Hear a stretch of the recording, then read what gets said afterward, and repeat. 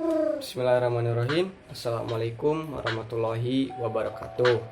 Perkenalkan, nama saya Rizal Maulana Yusuf dari Pendidikan Ilmu Komputer tahun 2018. Saya membuat video ini untuk memenuhi tugas yang di ampus saya, yaitu mata kuliah kurikulum dan pembelajaran. Sekaligus saya membuat video ini untuk tugas saya sebagai relawan sahabat sehat gitu ya, dari Dikti yang bekerja sama dengan ISMKI, Ikatan Senat Mahasiswa Kedokteran Seluruh Indonesia. Di sini saya akan membicarakan beberapa hal-hal ya, tentang COVID-19 ini. Yang pertama itu teori tentang melandaikan kurva. Terus yang kedua itu mengapa isolasi diri dan physical distancing dilakukan minimal 14 hari. Ketiga, mengapa harus memakai masker. Keempat, mengapa ada himbauan larangan mudik. Kelima, kapan kita perlu ke fasilitas kesehatan. Oke, untuk yang pertama itu saya akan menjelaskan teori flatten the curve atau melandaikan kurva. Nah, ini saya sudah membuat ya sebuah kurva. Kalian lihat, ini sudah agak aneh ya kurva ini. Nah, X ini adalah periode terjadi pandemi, Y adalah jumlah kasus yang terjadi dalam satu waktu, garis putus-putus adalah kapasitas dari sistem layanan kesehatan meliputi rumah sakit, kasur, dokter, perawat, dan peralatan kesehatan yang ada. Kurva pertama menunjukkan bagaimana gambaran mengenai terjadinya kasus jika pandemi ini dilalui tanpa upaya-upaya mengatasi pandemi atau dibiarkan begitu saja. Hal ini berdampak pada banyaknya orang yang sakit dalam waktu singkat. Kurva kedua memang berlangsung lebih lama, namun kurva kedua menunjukkan orang sakit yang memerlukan perawatan akan lebih mungkin untuk dapat ditangani karena sesuai dengan kapasitas sistem kesehatan. Untuk kedua kurva ini sebenarnya akan sama gitu orang yang terinfeksinya gitu. Namun angka kematian dari kedua kurva ini berbeda gitu. Kenapa? Ya karena kurva yang pertama itu berada di atas garis yaitu yang menandakan sistem pelayanan gitu ya, kapasitas pelayanan pemerintah gitu. Jadi gak muat nih untuk melayani yang terinfeksi gitu. Jadi ya sudah gitu, mau gak mau banyak yang berguguran gitu. Nah, untuk yang kedua ini kan di bawah gitu, jadi semuanya bisa terlayani gitu oleh pelayanan kesehatan pemerintah gitu. Oke, yang kedua ini,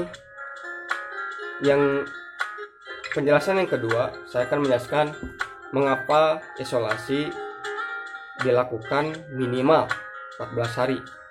Nah, saya ambil data dari WHO ya, karena 14 hari ini acuan dari WHO gitu. WHO, apa itu WHO? WHO itu Organisasi Kesehatan Dunia gitu. Jadi mereka menentukan masa inkubasi dari virus COVID-19 ini berada pada rentang waktu 1-14 hari, dengan kasus paling sering terjadi pada hari kelima. Jika setelah 14 hari seorang tidak menunjukkan adanya gejala COVID-19, maka orang tersebut dapat dianggap bebas dari virus corona atau dapat dikategorikan sebagai orang tanpa gejala. Nah, jadi 14 hari itu untuk menentukan tuh, jadi orang ini apakah terinfeksi virus atau tidak gitu. Kalau lebih dari 14 hari terus dia tidak kenapa-napa, maka dia dikategorikan OTG gitu, orang tanpa gejala. Oke, next ke pembahasan selanjutnya, yaitu mengapa harus memakai masker.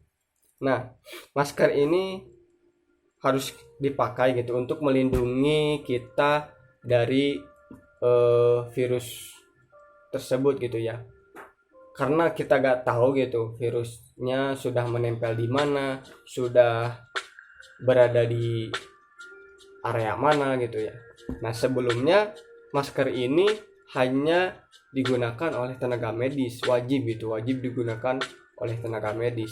Namun beberapa hari kemudian Presiden menghimbau agar semua masyarakat umum, baik pun dari yang tenaga medis sampai ya yang pekerja biasa gitu ya, non tenaga medis, harus memakai masker ini.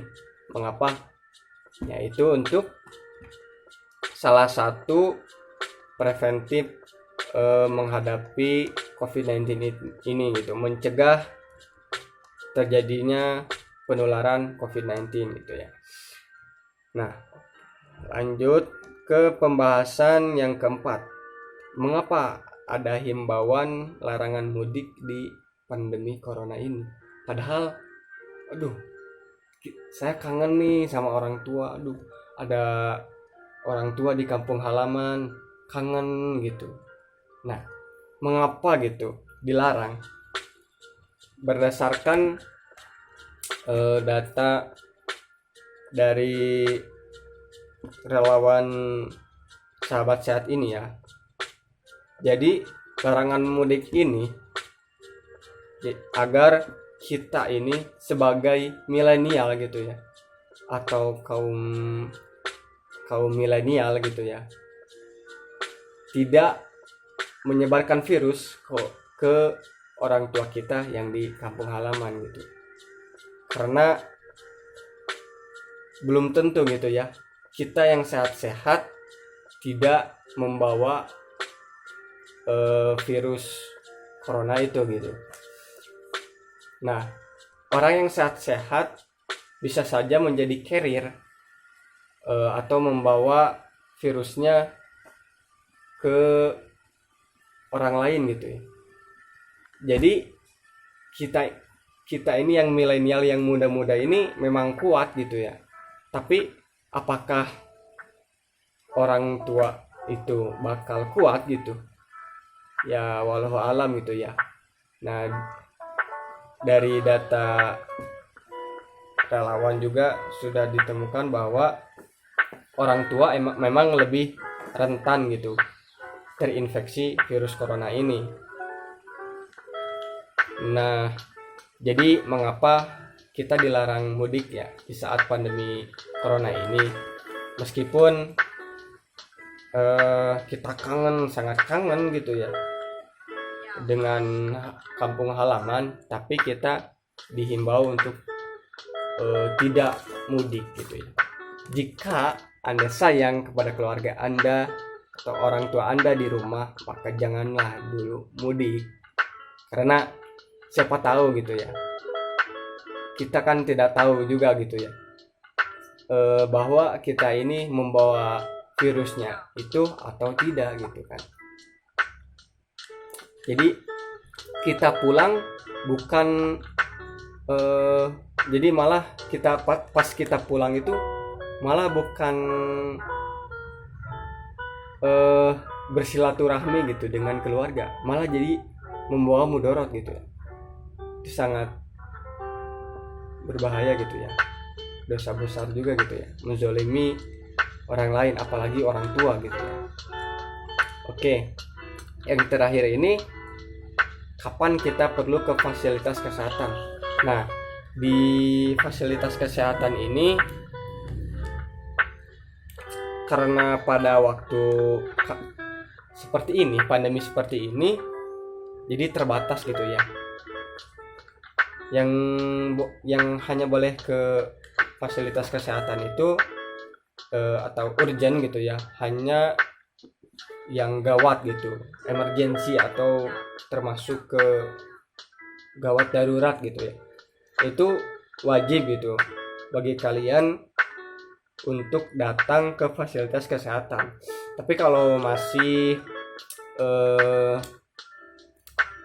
ya sakit-sakit ringan gitu mah kita di rumah aja lah gitu kan.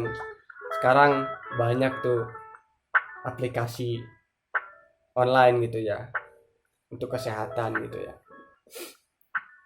Karena kalau kita sakit meskipun sedikit terus kita ke fasilitas kesehatan, kan kita tidak tahu di jalan nanti kita menyentuh sesuatu yang di area tersebut itu sudah ada virus coronanya gitu. Apalagi kita yang suka memakai angkutan umum. Nah, apalagi itu gitu. Jadi mengapa kita yang belum emergensi untuk menuju ke fasilitas kesehatan itu jangan dulu lah gitu. Biarkan mereka yang emergensi dulu gitu untuk berangkat ke fasilitas kesehatan. Nah, mungkin itu saja yang dapat saya sampaikan gitu ya dari relawan ini.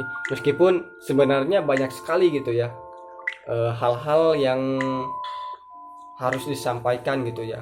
Ini saya dapatkan modulnya ini, wah panjang sekali gitu ya. Kalau saya bacakan semuanya ini, wah menghabiskan banyak waktu gitu ya. Ada 28 halaman soalnya. Baiklah, mohon maaf bila banyak kesalahan karena salah datang dari saya dan benarnya datang dari Allah Subhanahu wa taala. Billahi taufik wal hidayah. Semoga bermanfaat. Wassalamualaikum warahmatullahi wabarakatuh.